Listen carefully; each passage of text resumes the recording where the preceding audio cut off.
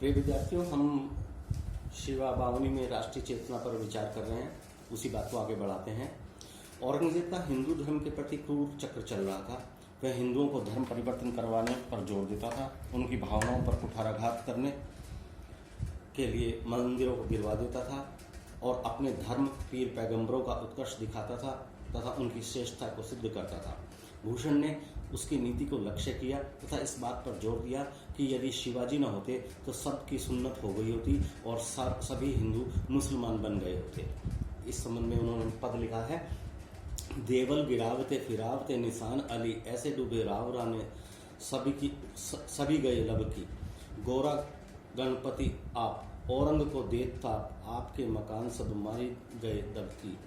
पीरा पैगंबरा दिगंबरा दिखाई देत, सिद्ध की सिधाई गई रही बात रब की। काशी हूँ से कला जाती, मथुरा मसीब होती, शिवाजी न होते तो सुन्नति होती सबकी। कि शिवाजी नहीं होते तो औरंगजेब ने अपने शक्ति के दम पर सभी हिंदुओं को मुस्लिम बना लिया होता। शिवाजी के धर्म संरक्षक रूप को भूषण ने बहुत उभारा है। इस रूप के साथ ही उनके युद्धवीर, कर्मवीर तथा दानवीर रूपों को भी उन्होंने अपनी रचनाओं में स्थान दिया है तथा अत्यंत प्रभावशाली शब्दों में इसका वर्णन किया है। शिवाजी स्वयं वीर थे तथा उनकी प्रेरणा से हिंदू सैनिकों के मन में भी वीरता के भाव जागृत हो उठे थे। उस पतनशील युग में जब हिंदुओं में हीन भावना जागृत हो उठी तथा वे अपने आप को निम्न कोटि का व्यक्ति समझते थे, शिवाजी ने उनमें सोए हुए हिंदू धर्म को जगा दिया। भूषण ने भी उनका साथ दिया तथा वीर सैनिकों के उत्साह का वर्णन किया। और ऐसा वर्णन करते हुए वो शिवा बावनी में कहते हैं, छूटत कमान अरु तीर गोली बानन के, मुश्किल होती मुरचान हूँ की ओट में। ताही समय शिवराज हुक्म के हल्ला की यो, दावा बांधी हला और भीर भट्ट जोट में। भूषण भनत तेरी हिम्मत कहाँ लो कहो, कीमत यहाँ लगी है जाकी भर झोट में। ताव दे दे भूषण कंगूरन पे पाँव दे दे, अरि मुख घाव दे दे पूरी पर कोट में। एक बार उन्होंने शिवाजी के वीर सैनिकों का उत्साह के साथ वर्णन किया।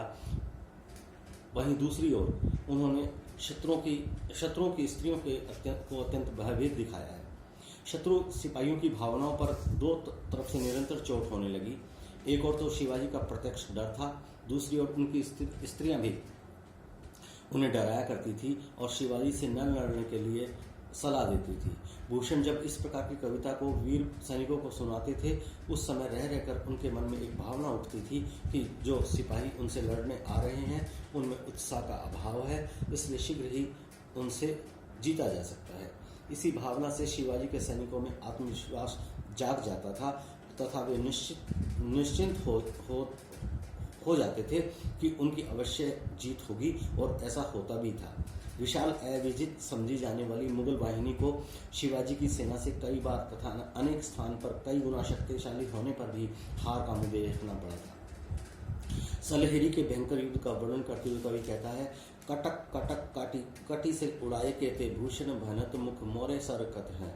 रणभूमि लेटे अध कटे फर लेटे परे, रुधिर लपेटे पठ नेटे फरकत है। इन भयंकर युद्धों के कारण मुसलमानों के घरों की स्थिति अत्यंत अजीब हो गई। कटक के कट जाने पर उनके हरम खाली होने लगते हैं, क्योंकि वीर सैनिक मुगलों या शत्रुओं के पड़ावों को अवश्य लूटते थे। शिवाजी की कठोर आज्ञा के कारण वे उनकी स्त्रियों को हाथ नहीं लगा सकते थे। ये वे स्त्रियां थीं जो विलासिता में पली बढ़ी थी तथा जिनके लिए हजारों दास दासियां थीं। उनकी महलों में रहते अवस्था थी, उतरी पलंग ते न दियो है धरा पे पग। और वही स्त्रियां अब शिवाजी के आतंक के कारण तेऊ सग बग निसी दिन चली जाती हैं। अति अकुलाती मुरझाती न छिपाती गात, बात न सोहाती बोले अति अन्न खाती हैं। शिवाजी की ये विजय उनके अपने व्यक्तिगत प्रयासों की विजय नहीं थी, बल्कि यह हिंदू जाति की विजय थी। इस कारण ही शिवाजी के शौर्य पराक्रम के इस वर्णन का वीर सैनिक तथा जनता उत्साह के साथ स्वागत करते थे। शिवा बावनी में शिवाजी के मुगल दरबार में पहुंचने का तथा औरंगजेब से भेंट करने का वर्णन दो पदों में कवि ने किया है। औरंगजेब ने कई हजार गदाधारियों को दरबार में खड़ा किया। राजा जसवंत सिंह को अत्यंत विश्वास पात्र समझकर अपने पास बुला लिया तथा सभी स्वामी भक्त सरदारों को भी अपने पास ही ठहरा लिया। इतना प्रबंध करने पर भी वह झिझक के साथ गुसलखाने के समीप ही शिवाजी के साथ मिला। उमरावों की कतार भी वहाँ थी, लेकिन शिवाजी को हथियार लाने की मनाही थी। इस अवस्था में भी झिझक के साथ मिलने पर शिवाजी के आतंक की ही व्यंजना कवि करता है। दरबार में ऐसा प्रबंध होने पर भी जब शिवाजी को हजारी सरदारों के पास खड़ा किया गया तो वो तमक गए, और इस संबंध में कवि ने लिखा, जानी गैर मिसिल गुसीले धरी उर, किन्हे न सलाम न वचन बोले सियरे, भूषण भनत महावीर बल कन लाग्यो, सारी पात चाही के उड़ाए गए जियरे, तमक ते लाल मुख सिवा को निरखी भय, सिया मुख नौरंग सिपा मुख पियरे। औरंगजेब का मुंह तो काला पड़ गया भय के कारण, और सिपाहियों के मुख, सेना के जो योद्धा थे मुगल सेना के, उनके पीले पड़ गए, भयभीत हो गए वो शिवाजी के क्रोधित लाल मुख को देख करके। शत्रुओं का, विशेषकर मुसलमानों का ऐसा वर्णन पढ़कर कुछ लोग भूषण को जातीय भावनाओं को अभिव्यक्त करने वाला कवि कहते हैं। उन्हें संकीर्ण मुसलमान द्रोही कवि मानते हैं। उनकी दृष्टि में भूषण में अखंड भारत के लिए कोई भाव नहीं है। वे केवल हिंदू धर्म के रक्षक थे और उन्होंने हिंदू धर्म के लिए ही शिवाजी की प्रशंसा की। इस संबंध में एक तथ्य तो यह द्रष्टव्य है कि सभी कालों में राष्ट्रीयता की जो परिभाषा है वो अलग अलग होती है। दूसरी बात यह है कि भूषण पर ऐसा आरोपण करते समय तत्कालीन सम्राट औरंगजेब तथा अन्य मुसलमान बादशाहों की हिंदुओं के प्रति नीति तथा उनके व्यवहार पर दृष्टिपात कर लिया जाता तो अच्छा होता। तीसरी बात यह है कि उस युग में भले ही हिंदुओं में राजनीतिक ह्रास आ गया हो, लेकिन मुसलमान विदेशी थे। साथ ही वह हिंदुओं को जबरदस्ती मुसलमान बनाने पर तुले थे, उनकी संस्कृति को नष्ट करने पर तुले हुए थे। मुसलमान युवक हिंदू युवती से विवाह करने पर उसे मुसलमान बना सकते थे, पर हिंदू युवक यदि किसी मुसलमान युवती से विवाह करता था तो भी उसे ही मुसलमान बनना पड़ता था, अन्यथा उसकी सजा मौत होती थी। क्या हिंदू अपने देवालयों को गिराते हुए देखते रहते और निरीह बने रहते? जो मुसलमान अपने को भारत का नागरिक समझने से इनकार करता था, क्या उसकी भी प्रशंसा की जानी चाहिए थी? भूषण ने अत्याचारी शासक और उसके अनुयायियों के विरोध में ही अपनी आवाज़ बुलंद की थी। उनका लक्ष्य था समस्त हिंदू नरेशों और स्वाभिमानी हिंदुओं को सामूहिक रूप से सुसंगठित कर अत्याचारी मुसलमानों के विरुद्ध खड़ा करना। तत्कालीन परिस्थितियों में हिंदू धर्म तथा हिंदू संस्कृति की रक्षा करने में सैकड़ों युवकों का कीर्तिगान किया ही जाना चाहिए था।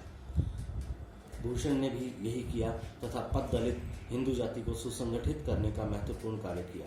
कहा जाता है कि जिस समय औरंगजेब के कहने पर जयपुर नरेश जयसिंह शिवाजी पर आक्रमण करने के लिए जा रहे थे, उस समय भी बिहारी जो उनके राजा जयसिंह के दरबारी कवि थे, उन्होंने एक अन्योक्ति परक पद उनके पास लिखकर उन्हें समझाने के लिए भेजा था, जो इस प्रकार है। स्वार्थ सुकृत न श्रम वथा, देख विहंग विचार, बाज पर आए पानी परी, तू पच्छिन न मार। यद्यपि जयसिंह नहीं रुके और युद्ध करने गए, लेकिन इस तथ्य पर पर्याप्त प्रकाश पड़ता है कि शिवाजी के कार्यों से सभी हिंदू मन ही मन प्रसन्न थे तथा वे अत्याचारी शासन का अंत देखना चाहते थे। उपयुक्त विवेचन से यह स्पष्ट है कि भूषण के काव्य में हिंदुत्व की भावना के प्राधान्य होने पर भी उनमें राष्ट्रीयता की भावना पर कोई आघात नहीं पहुंचा है। भूषण ने औरंगजेब के अत्याचारों का विरोध किया है। उसने साम्राज्यवाद की लिप्सा तथा पाशविक जो कृत्य हैं उन बादशाहों के, उनके विरुद्ध आंदोलन कर हिंदू जनता को संगठित करने का प्रयत्न किया था। सांप्रदायिक रंग में रंगे हुए हिंदू जाति के साथ दुर्व्यवहार करने वाले मुसलमानों से उन्हें घृणा थी। यदि ऐसी बात ना होती तो वे औरंगजेब के पूर्वजों का स्तुतिगान न करते। उन्होंने अपने एक छंद में लिखा है, सांच को न माने देवी देवता न जाने अरु, ऐसी उर आने में कहत बात जब की, और पात साहन के हुती चाह हिंदुन की, अकबर साजा कह साखी तब की, बब्बर के तिब्बर हुमायूं हद बांधी गए, दो में एक करीना कुरान वेद ढब की, काशी की कला जाती मथुरा मसीब होती, शिवाजी न होतो तो सुन्नते होती सबकी। इससे स्पष्ट है कि भूषण ने सभी मुसलमानों की निंदा नहीं की। मुसलमान होने के साथ ही अत्याचारी शासक होने के नाते उन्होंने औरंगजेब के प्रति रोष एवं घृणा व्यक्त की है। शिवराज भूषण में औरंगजेब का साथ देने वाले हिंदू नरेशों जसवंत सिंह, बूंदी नरेश भाग सिंह, करण सिंह आदि की भी निंदा की है। इस विवेचन से यह तथ्य स्पष्ट हो जाता है कि भूषण की राष्ट्रीय भावना में अत्याचारियों की निंदा तथा उनसे मुक्ति दिलाने वालों की प्रशंसा है।